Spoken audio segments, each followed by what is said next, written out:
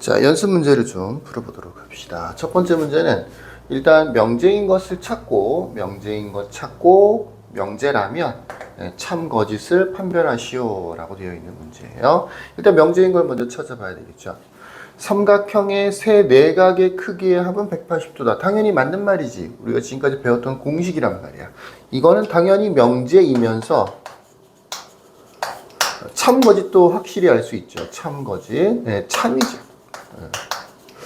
두 번째 거는 우리가 보통 많이 푸는 2차 부등식이지. x제곱 마이너스 8x 플러스 12가 0보다 작거나 같다. 이렇게 문자 x가 포함되어 있는 거, 이런 걸 보통 뭐라고 하느냐면 조건이라고 하는 거지 명제라고 하는 건 아닌 거예요. 그러니까 2번은 명제가 아닌 겁니다.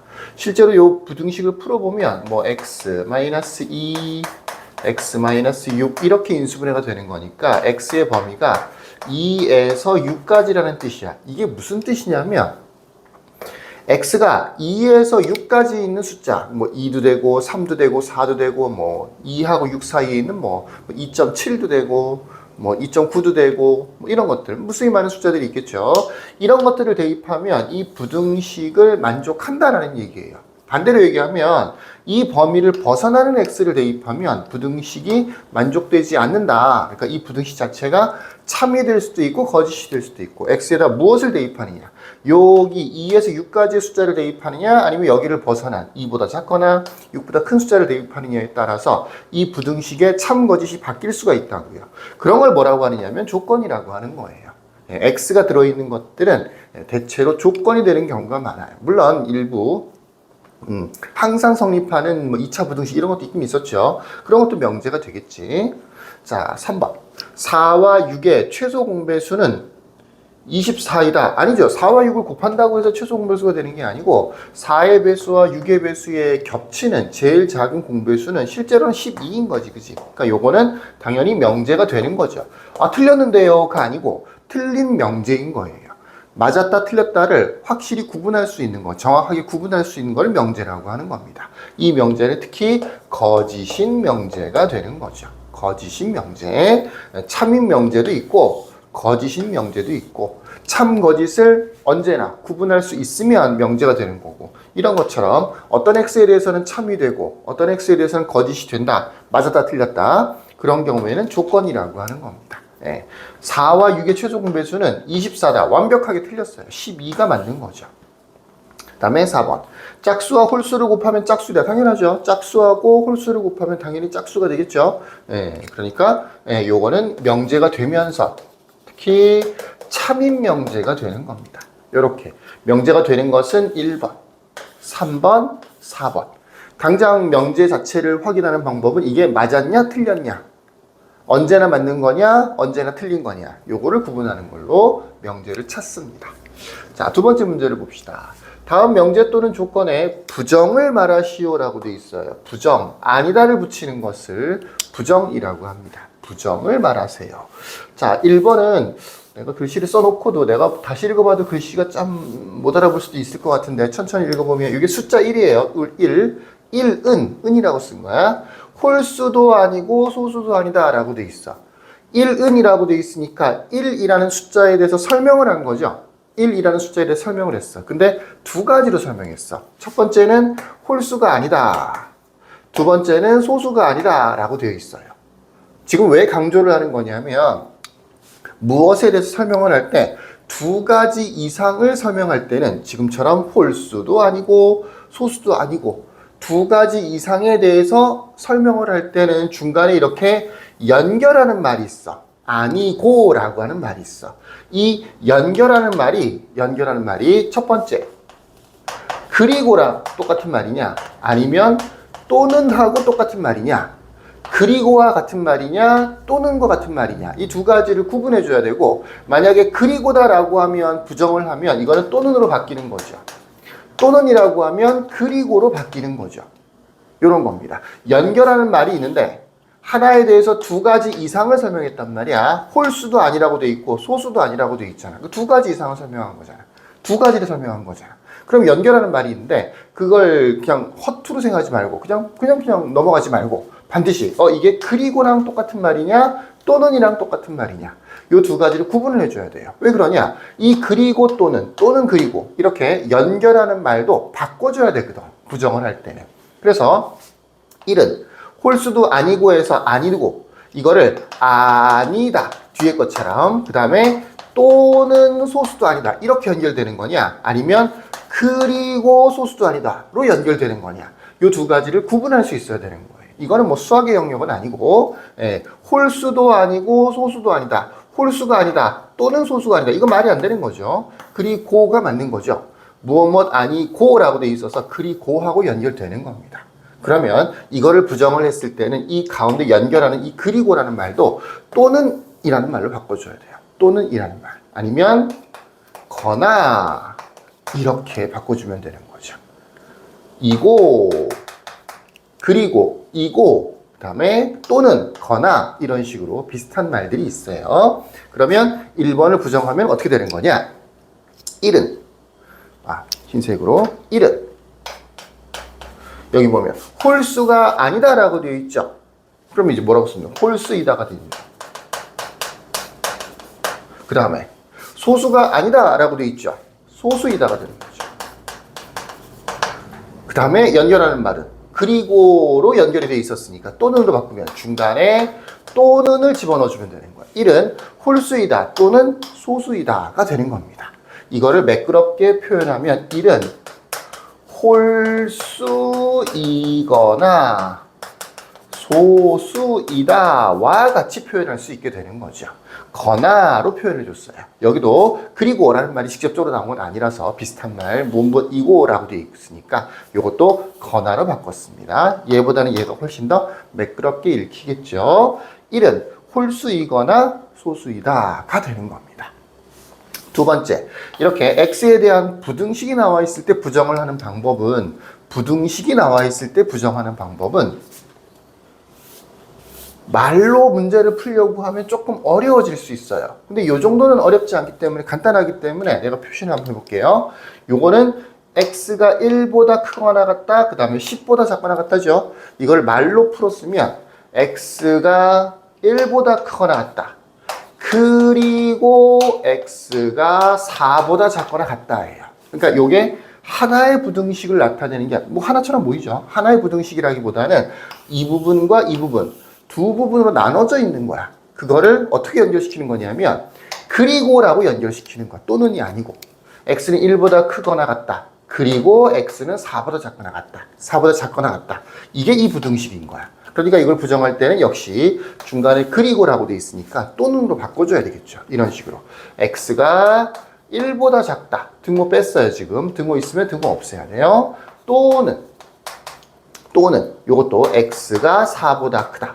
가운데만 바꾼다고 되는 게 아니고 각각의 조건들도 부정을 해줘야 돼요. 그 다음에 연결하는 말도 바꿔줘야 되는 겁니다. 그러니까 요것의 정확한 부정은 x가 1보다 작다 또는 x가 4보다 크다가 되는 거예요.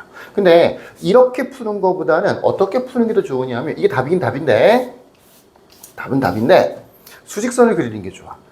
이렇게 부등식이 있는 경우에는 수직선을 그리는 게 좋아요. 이런 식으로요. 여기 1이 있고요. 여기 10이 있고 요건 수직선으로 1에서부터 10까지인 거죠. 요거를 제외한 나머지 부분을 생각하면 되는 거야. 부정이라고 하는 것은 나머지를 얘기하는 거야. 뭐 나는 쌤 했을 때 나머지를 얘기하는 게 아니에요. 남는 걸 얘기하는 거예요. 집합으로는 보통 여집합으로 표시가 되는 거란 말이야. 집합으로는 여집합으로 표시가 된다고요. 무슨 얘기인지 아시겠죠? 뭐 진리집합에서 얘기하는 거예요. 그래서 1, 10이라고 돼 있으면 이거를 뺀 나머지 부분, 바로 이 부분이 되는 거죠. 또 이 부분이 되는 거지. 끝점 처리를 잘 해줘야 되는데 여기는 색깔이 들어있잖아, 그지? 그럼 1은 포함하는 거잖아. 그럼 그걸 빼야 되겠지, 그지? 나머지니까. 여기는 비어 있어야 되는 거야. 이렇게. 여기도 비어 있어야 되는 거죠. 그러니까 1보다 작은 부분하고 10보다 큰 부분 양쪽으로 두 가지가 만들어지는 거지. 그래서 이걸 보고 새로 x는 1보다 작다 또는 아니면 x가 10보다 크다라고 수직선상에 나타내고 새로 부등식으로 이렇게 만들어주는 방법이 훨씬 더 정확할 수가 있어.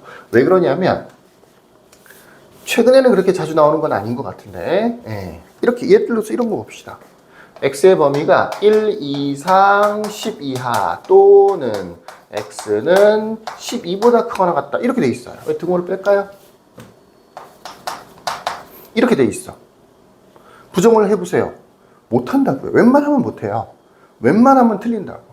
왜 그러냐? 이 안에 그리고가 포함되어 있고 전체적으로는 또는으로 연결되어 있는 거야. 그치? 예. 조건이 크게 두 가지처럼 보이지만 이 조건 자체가 여기서 했던 것처럼 다시 두 가지 조건으로 나눠질 수가 있단 말이야. 그러니까 이 자체로는 그리고고 여기는 또는이고 또 다른 부등식 뭐 이것도 사실은 이와 같이 양쪽 범위로 나올 수도 있는 것이고요. 그래서 이 정도가 되면 말로 풀어서 정답을 구하는 거는 조금 어려워요. 그래서 어떻게 하느냐? 아까 했던 것처럼 수직선을 그립니다.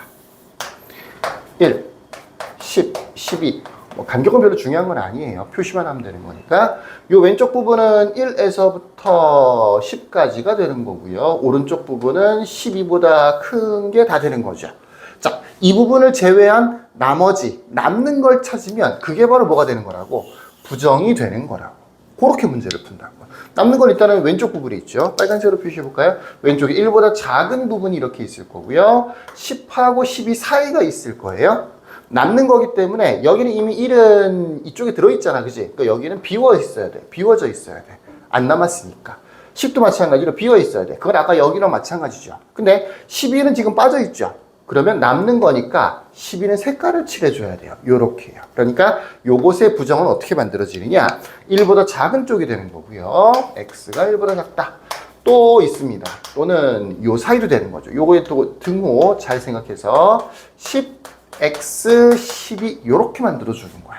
이것에 대한 부정은 이렇게 되는 거예요. 이렇게 부등식에 대한 범위는 아주 간단하게 한 개짜리, 두 개짜리 정도까지는 말로 풀어서 뭐 등호가 있으면 없애고 없으면 붙이고 그다음에 그리고라고 돼 있으면 또는으로 이렇게 바꾸는 정도로 해결할 수가 있을 텐데 이렇게 여러 가지로 되어 있는 경우에는 조금 불편하니까 이렇게 수직선을 이용해서 나머지 부분을 체크한다 라는 것도 알아두시면 굉장히 큰 도움이 될 겁니다. 자, 이렇게 해서 2번까지 했고요. 3번을 좀 봅시다. 세 번째 문제는 전체 집합이 1부터 6까지라고 되어 있어요. 그러니까 여기에 있는 모든 숫자들은 이걸로만 문제를 풀어줘야 되는 거야. 전체 집합이 주어져 있으니까. P라는 조건은 X는 소수이다. 이게 소수라는 게 0.1, 0.1을 얘기하는 게 아니에요. 예, 자연수 중에서 약수가 두 개인 자연수를 얘기하는 거예요. X는 소수, 그래서 소수라고 부르죠. 소수. 소수라고 쓰고 소수라고 읽죠. X는 소수이다. 그 다음에 Q는 2차 방정식을 풀이를 하는 거네요. 그러면 각각에 대한 이 문제는 지금 써져 있진 않지만 진리집합 구하는 문제야.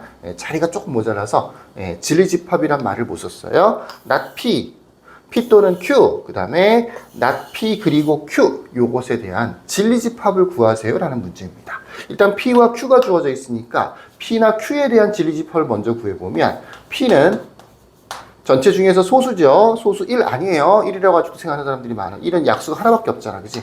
2가 들어있는 거고요. 그 다음에 3도 되고요. 4는 안 되고요. 5가 되는 거죠. 6 안 되고요. 이렇게 해서 P가 됩니다. Q도 구할 수 있는데 Q는 이 방정식을 풀어줘야 되겠지? 이 방정식을 풀었을 때 x-3, x-4가 되는 거니까 이 방정식을 풀면 x값이 3 또는 4가 되는 거잖아. 그걸 묶어놓은 거를 진리집합이라고 합니다. 간혹 가다가 여기에 없는 원소가 포함되는 경우가 있어요. 그런 거는 빼야 돼요. 무조건 답은 이 안에서 찾아야 되는 거야. 첫 번째 것도 마찬가지잖아. 소수라는 게 2, 3, 5밖에 없어? 아니잖아. 7도 있고 11도 있고 13도 있잖아. 근데 전체 집합에 포함되어 있지 않으니까 여기서 멈춘 거잖아. 방정식을 풀었을 때도 마찬가지예요. 만약에 이 방정식이 x값이 1하고 7이 나왔다. 그럼 7은 버려야 돼요. 어차피. 왜 그러냐? 7은 전체 집합의 원소가 아니거든요. 이렇게 되는 겁니다. 자, not P라고 하는 것은 1번에 not P라고 하는 것은 노란색으로 not P의 진리집합은 P의 여집합이 되는 거죠. 그러니까 요 2, 3, 5 전체 집합에서 2, 3, 5를 제외한 나머지가 되는 겁니다. 그래서 이렇게요. 2, 3, 5를 제외하면 1, 4, 6이 되겠다. 그죠? 1, 4, 6 이렇게 만들어주면 되는 거죠. 자, 두 번째 문제. 두 번째 문제는 P 또는 Q라고 되어 있네요. P 또는 Q라고 되어 있는데 이거를 진리집합으로 표시를 하면 P 합집합 Q가 되는 거야. 그러니까 P와 Q를 또는은 합집합과 연결되어 있는 거예요. 또는은 합집합으로 고쳐주면 됩니다. P와 Q를 합치면 되는 거죠. 합치면 2, 3, 4, 5가 다 되네요. 2, 3, 4, 5가 되는 겁니다. 마지막 요거는 그리고라고 되어 있네요. 3번은 not P 그리고 Q라고 되어 있죠. 요거는 진리집합이 뭐가 되느냐면 일단 not P라고 되어 있으니까 P 여집합이겠죠. Q라고 되어 있으니까 Q일 거고요. 또는이 합집합이라면 그리고는 교집합이 되는 거죠. P 여집합, 교집합, Q가 바로 3번 not P 그리고 Q의 진리집합이 되는 거예요. 물론 이대로 P여집합도 여기 있죠. P여집합, Q 여기 있죠. 요거 두 개로 겹치는 걸 찾아주면 되겠죠. 그래서 이렇게 그냥 4라고 쓸 수도 있을 거고 이렇게 할 수도 있을 거고 이미 P여집합을 구해놨으니까 우리 집합의 연산법칙에서 차집합의 성질이라는 거 배웠죠. 교집합, 여집합이 있으니까 요거를 Q 차집합 P로 고칠 수 있어요. 집합으로 일단 고쳤으니까 집합 문제인 거야. 집합에서 당연히 여러 가지 연산 법칙들을 활용할 수 있겠지. Q 차집합 P가 P여집합, 교집합 Q보다는 계산하기가 조금 더 쉬울 거예요. 만약에 이게 없었다면. 그래서 Q 중에서 3, 4 중에서 P를 2, 3, 5를 빼내는 거니까 3이 빠져나가서 여기서 똑같이 4만 남는 형태의 정답이 되는 겁니다. 자, 3번은 내가 문제를 정확하게 안 써서 그런데 다음 조건들의 진리집합을 구하세요라는 문제였습니다. 그래서 집합 문제를 바꿔서 풀이를 했고요. 어렵지 않죠? 자, 여기까지. 끝.